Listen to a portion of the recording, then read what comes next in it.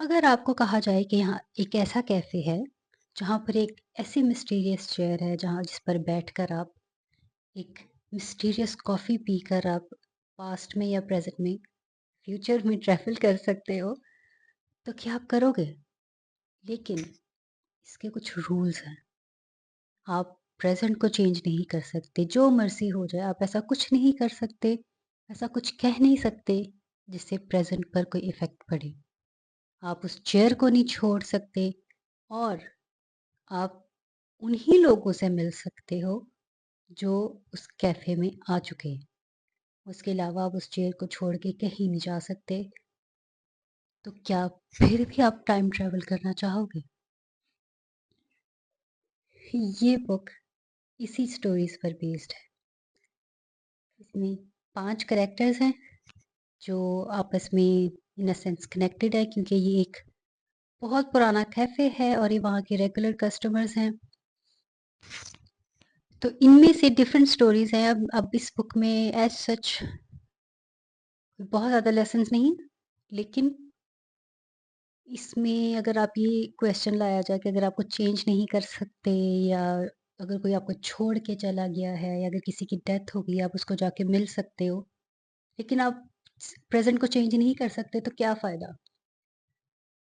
तो मेरी नज़र में मेन लेसन इस बुक का ये था कि टाइम ट्रैवल का मकसद प्रेज़ेंट को या उन लोगों को चेंज करना, सिचुएशन को चेंज करना नहीं है।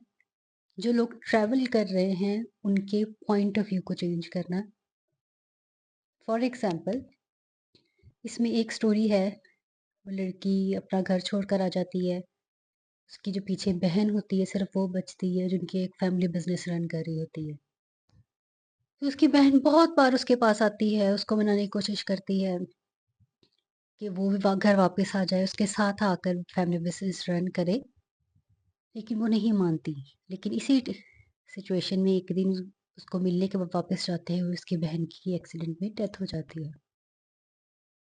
तो तब उस लड़की को रिग्रेट स्टार्ट होता है क्योंकि जिस दिन वो मरती है उस दिन जाने से पहले वो उस कैफ़े की जो मैनेजर होती है उसको एक एनवेलप दे के गई होती है, एक लेटर होता है, जो वो उसकी अपनी बहन को देने के लिए दे के जाती है।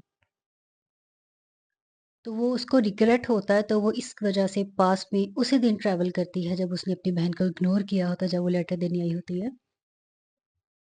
तो वो अपनी बहन को वहाँ मिलती है। अब रूल के अकॉर्डिंग वो उसको बता नहीं सकती कि वो इस वज़ह से पास्ट में आई है कि उसकी डेथ हो गई है। तो उससे बात करती है जब उसको पता चलता है कि उसकी बहन उसको ज़बरदस्ती फ़ोर्स इसलिए नहीं कर रही थी कि वो जब अपनी बिज़नेस से जान छुड़ा ले और वो सँभाले। उसको इसलिए फ़ोर्स कर रही थी कि दोनों मिल के काम करें। तो उसकी बहन तो वापस नहीं आई, ना ही रिग्रेट उस तरह से ख़त्म हुआ, लेकिन सिचुएशन उस लड़की की ज़िंदगी की चेंज हुई। अगर वो उस तरह से ट्रैवल ना कर पाती, उसको मिल ना पाती, तो सारी ज़िंदगी के लिए वो रिग्रेट में रहती। तो काफ़ी लाइट रीड है, ऐसी कोई कॉम्प्लिकेटेड चीज़ें नहीं हैं इसके अंदर।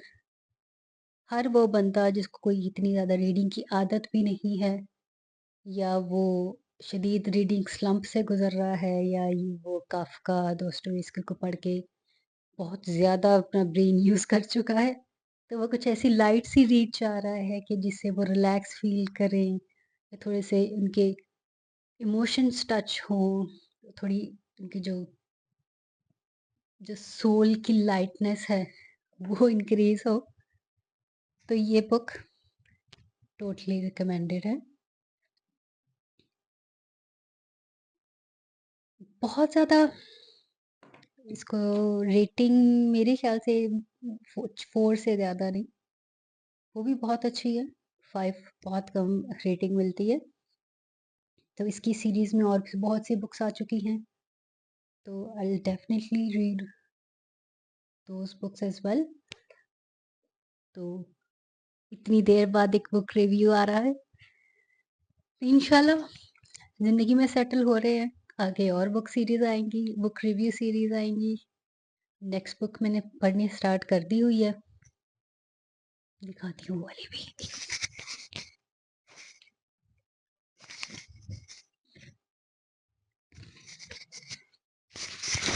ये बुक जो मेरी करंट रीड है, अभी मैंने स्टार्ट की है, 2 टू 3 पेजेज़ पढ़े।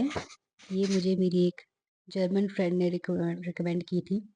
राइटर इजिप्शियन है, तो राइटर का इंट्रोडक्शन पढ़ के मुझे बहुत अच्छा लगा है। ये बेसिकली काफ़ी वेल एजुकेटेड पर्सन रहा है, जिनक वहाँ की सिविल सर्विस में रहा है, और इसकी राइटिंग स्टाइल ये है कि इसने अपनी पर्सनल लाइफ से इंस्पायर होके बुक्स लिखी हुई हैं।